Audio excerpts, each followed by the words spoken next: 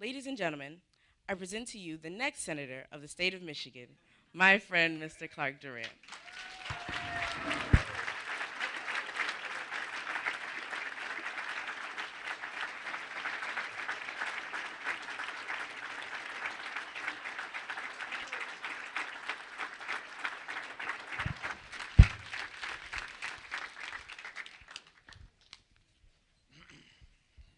I leaned over to Susan just a minute ago. I said, I don't know if I can do this. Um, Kids, you are fabulous. I love that Hello Detroit. And I just loved when we were in Comerica Park together to hear these kids sing to 40,000 people Our Star Spangled Banner with a rhythm and with a heart that is about America. So God bless you, kids, and thank you very, very much.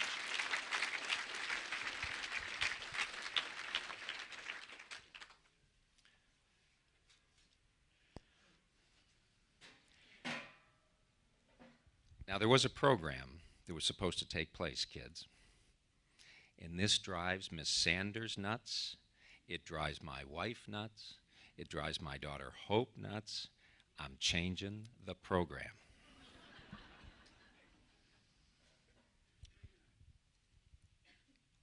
You see this? This was the speech that I wrote. It is now, as we speak, being printed to take with me when I drive up with my wife to Mackinac Island. And there are going to be over 1,000 people there. And they are there to gather to talk about politics. In this case, Republican politics. In this talk, which I want you, the reason I'm talking to you, just as the kids and the students here, and to our ninth graders of our high school, is God is preparing you for a great journey. And it's a journey that you don't even know that you're on right now. But your teachers, your family, all of these partners out here are your friends on this journey. When I was writing these remarks, initially the first draft was not as bold as the preamble of our Constitution. You guys did a fabulous job with that. And as I began to travel the state in the last 2 days, and I began to think about coming home to Cornerstone this morning to be with you, I was in a Subway sandwich place in Muskegon.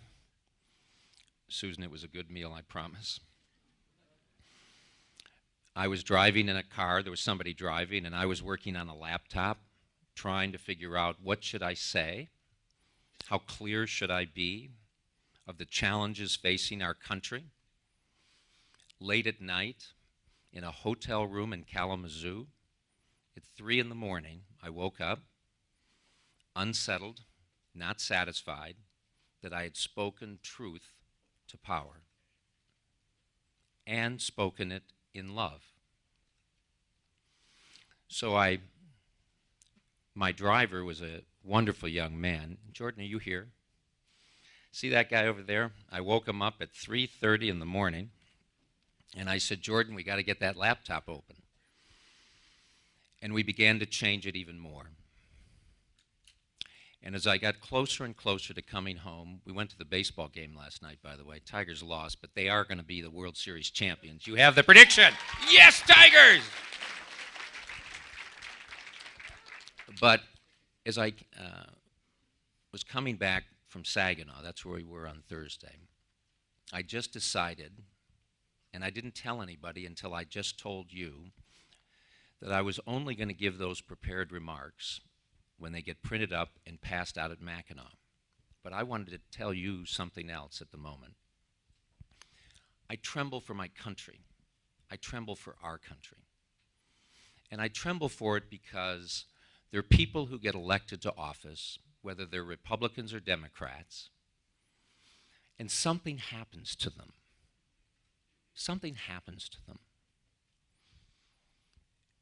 And they no longer think of the preamble of our Constitution, of our Star-Spangled Banner, or just the joy of life itself. And these, I call them career politicians, but these are people who've become divorced from the reality of representing all of us. We stand, I just want you kids to know that, the preamble of the Constitution in 1787, did I get that right? Yeah, good. But in 1874, a man came to this property and dedicated it to serving children in the city. Deaf children. Deaf children. And 135 years later, Cornerstone Schools is here, still serving children of the city. But these children are listening. My brother, I don't think any of you know this, my brother went to school in the building, the old part of Cornerstone. My mama used to drive us over here. My oldest brother, Richard, is deaf, and would bring him to this building. And God's poetry, that here I would come back to be a part with others of creating these centers of hope for you and for others who have come before you and will come after you. And as I began to think about this Cornerstone story, as I began to think about the future that you have, and when I began to see how our politicians, both Republicans and Democrats, have not served you, have not served our country, I call it the Washington way. They have buried our country and buried all of us in debt and spending beyond reality. It's irresponsible. It undermines all those good things that make for a good life. The ability to work, the ability to start your own business, the ability to have inexpensive gasoline, the ability to own your home. When you think of all the things that are happening across our country, poverty is up, unemployment is up, people are working but not at their full capacity, the values of our homes have plummeted. People are getting special favors because of who they know, not because of the right thing to do. That means all of our futures are in trouble. Now, I want you to meet somebody who has been my partner for 38 years. And I'm going to introduce her to you for a very special reason. And I don't mean to embarrass her, but Susan, would you come up here, please? This is truly off script. There is no script.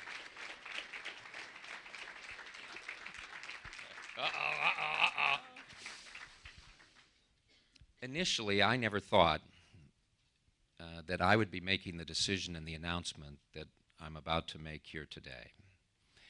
This came up about 8 months ago, and I turned it down. I said, I love what I'm doing. I love working with Ernestine, and I love working with all the people who are part of Cornerstone.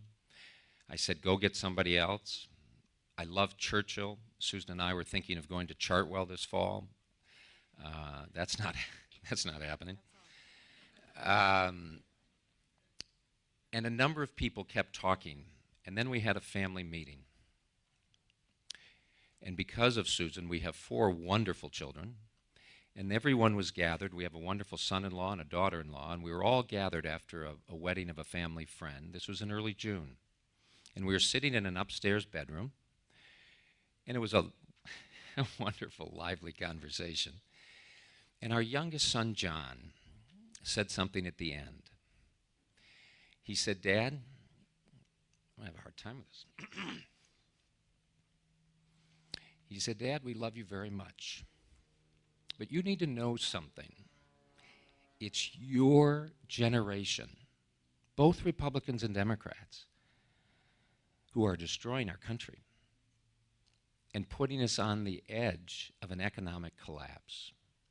And you told us, really Susan told us, when we were young, that if you break something, you got to fix it.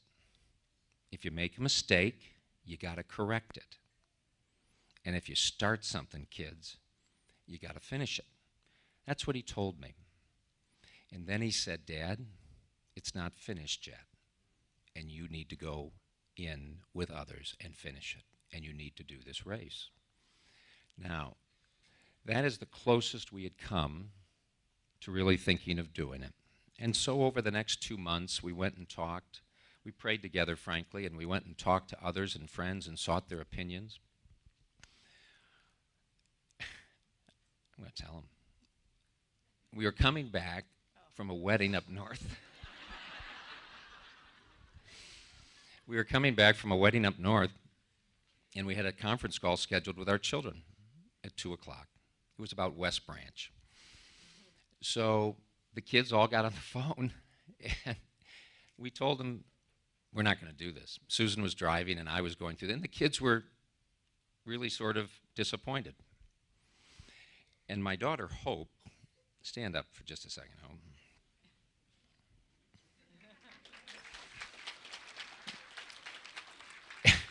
And I saved this. You're being cut out of the will. Hope sent me an email and said, Dad, you're afraid. Woohoo. So, 2 hours later, we had another call.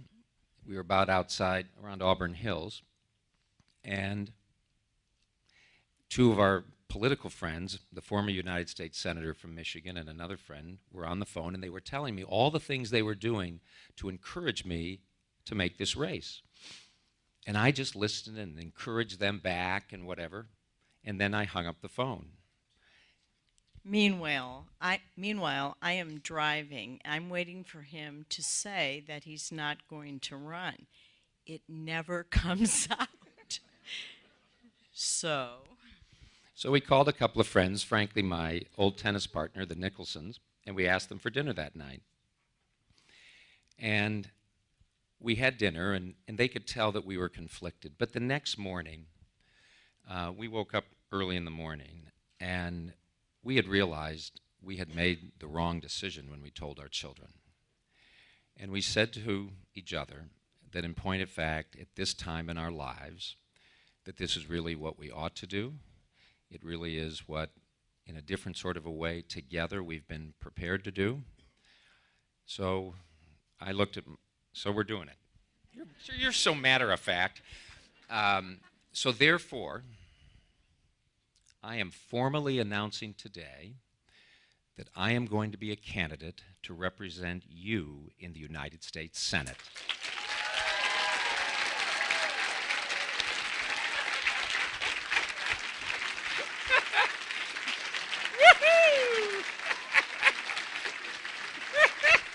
And all of you guys, too.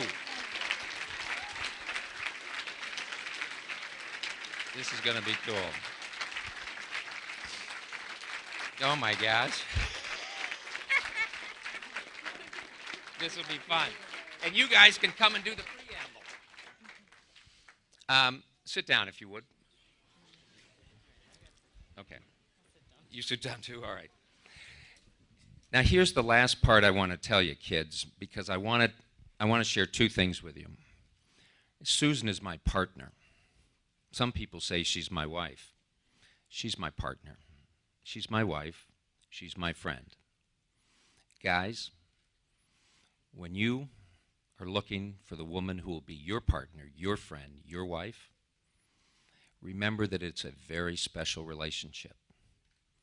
God created that person to help you be a better man, as Susan has helped me do. And ladies, when you're looking for the right partner and friend and husband, help him to be a better man. Love him despite his shortcomings. But love each other where you give of yourself to the other most of all. Here's the other thing I want to share with you about this race. And any one of you who wants to get involved, I invite you to get involved. I am running against all the powers of our Republican Party. All the major figures of the Republican Party have come out and endorsed my opponent. They have done it in part because they don't want me to run. They have been trying to discourage me from running. The former governor did a radio interview. Oh, Clark should stay working in the schools. The existing governor came out and embraced my Republican opponent and said, this is the better man. And one by one, they've been lining up all of these people to be against me. In your lives, you will have the same experience. You will look at something and you will say, all the odds are against me. And I say to you, don't give up. Never give in. Don't give up.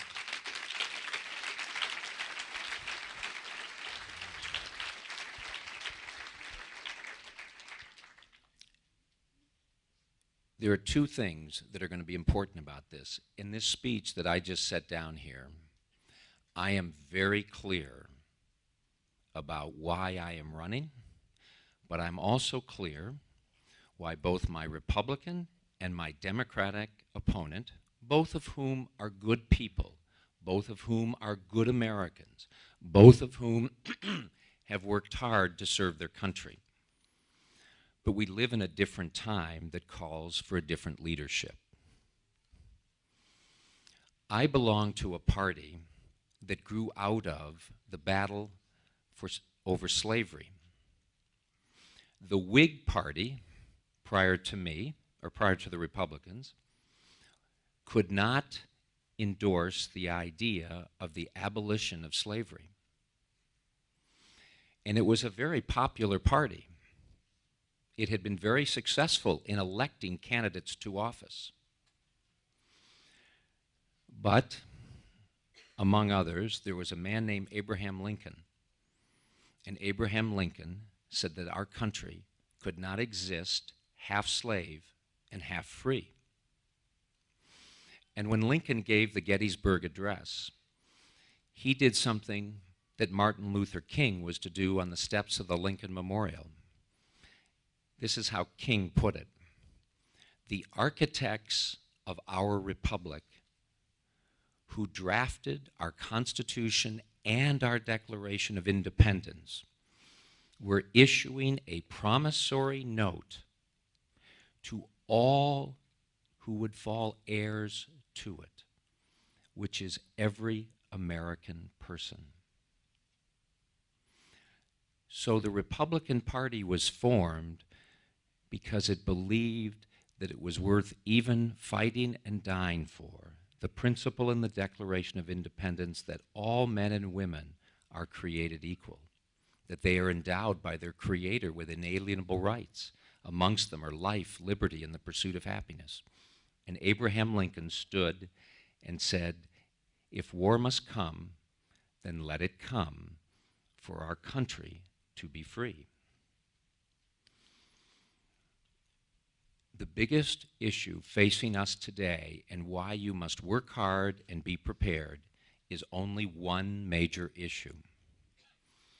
And it is this whole question of the role of our government in all the spending and debt that has been piled upon your back, the backs of all these people, and for the children that you will have, and for my children and my grandchildren.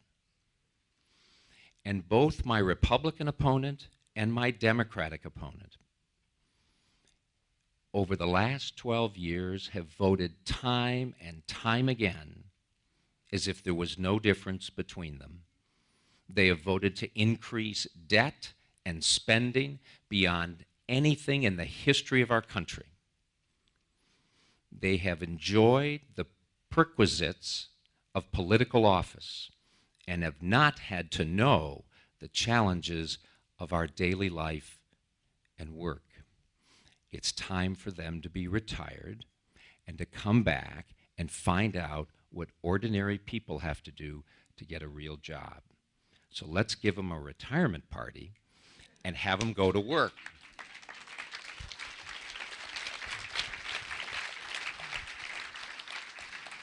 Now, Miss Sanders asked that this gathering be a way in which you can learn something, not only about politics, but now I'm going to teach you something that I'm pretty good at, and you can be great at it too, and if you are, you're going to go far. I want you all to stand up. Just the kids, just the kids.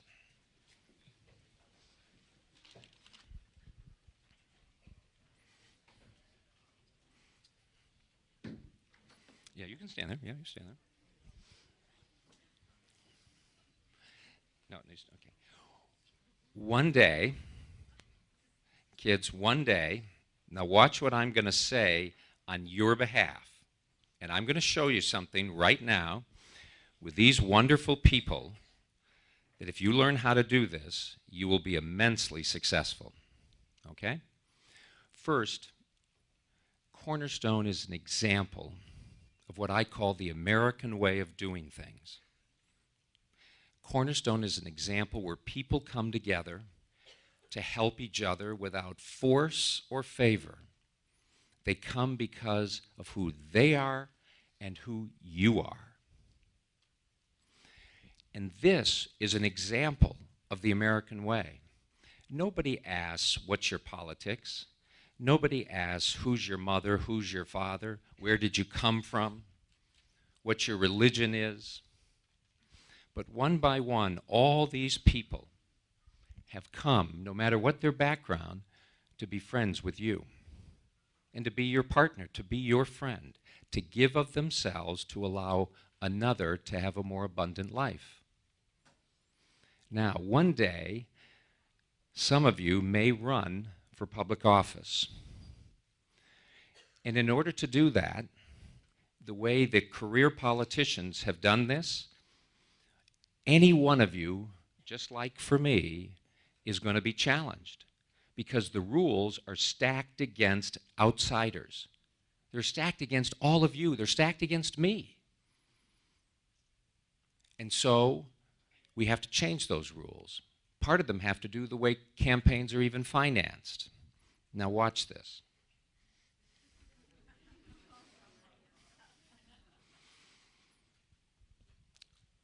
Watch. One day, some of these kids are going to start a business. One day, some of these kids are going to want to go on and be an artist, a musician. They are learning from you that if you invest in another, all the returns come back. Because I have heard from countless numbers of you how you have gained so much more sometimes than you feel that you have given. But in order for them to be a musician, an artist, a political leader, it takes money. It takes money. People don't like to talk about money, but it takes money. It takes people willing to invest. Now, watch this. If you really do believe in what we're trying to do, if you really do believe in what Cornerstone represents, if you really do believe that there needs to be a change in Washington, that both the Republicans and the Democrats aren't talking to each other in the right way and are not pursuing the right kinds of policies that will bring economic growth and a whole series of other things, then you need to invest in that. You can start, I see the looks on some of your faces, I love this. Kids, whenever you start to ask for money, somebody's going to look like they're going to want to say no. Don't worry, a no is a beginning of a yes. This is important. This is important. When Ernestine asked for this to be a reality show, she's getting it. So, the simple thing, if you believe in these kids, if you believe in what we're trying to do, but because you are who you are, because you're here, that's what's so cool. I'd like you to invest in this campaign. And you can do it online. ClarkDurant.com. In 20 years, I've never asked for a dime in this sort of a setting. But I'm doing this because I want these kids to see that people need to be willing to take a risk. They need to be willing to say, this is what's important. Money is the hardest thing for any one of us to deal with, all of us. Do you know why there is such acrimony in Washington? because it's a fight about money. It's a fight about power. And that can change. That truly can change. If we focus on freedom and giving people the opportunity to build their businesses, to grow their families, to help others, you won't see the same acrimony anymore. And there shouldn't be. And it shouldn't be the way that good men and women, whether they be Democrats or Republicans, can't have an honest conversation with each other. Because it's all a game of gotcha. Why? Because it's the next election. It's about power and money. That needs to change. And I think it can change. And these kids and you, and I hope me, can be a part of that change. I want to thank you all for what you've done for Cornerstone. You have truly created a center of hope in this city. I remember 20 years ago when people said to the small group of us who started Cornerstone, why don't you commit your time to the existing system? That's where the help needs to be. And a bunch of us said, the existing system cannot be reformed as it is. And so Cornerstone got started. So look at the 20 years that you have made possible, every one of you, and the teachers, parents, and staff of Cornerstone. And then look at the comparison of the other schools. That's the American way, allowing people to come together to create hope and opportunity for others. So as Susan and I begin this journey, I just want to thank all of you. I didn't even know, as I said to Susan, whether I'd be able to get up here and speak to you, because my life is now going in a very different direction. But you want to know something, kids? I'm a Cornerstone student, too. I'm a Cornerstone student, too.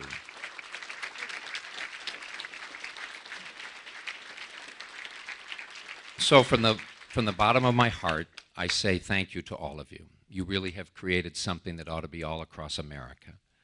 God bless you. And kids, work hard. Work hard. God has given you great purpose, great talent. Go out and help change our country and our world, our city and our state. God bless you, and thank you all very, very much.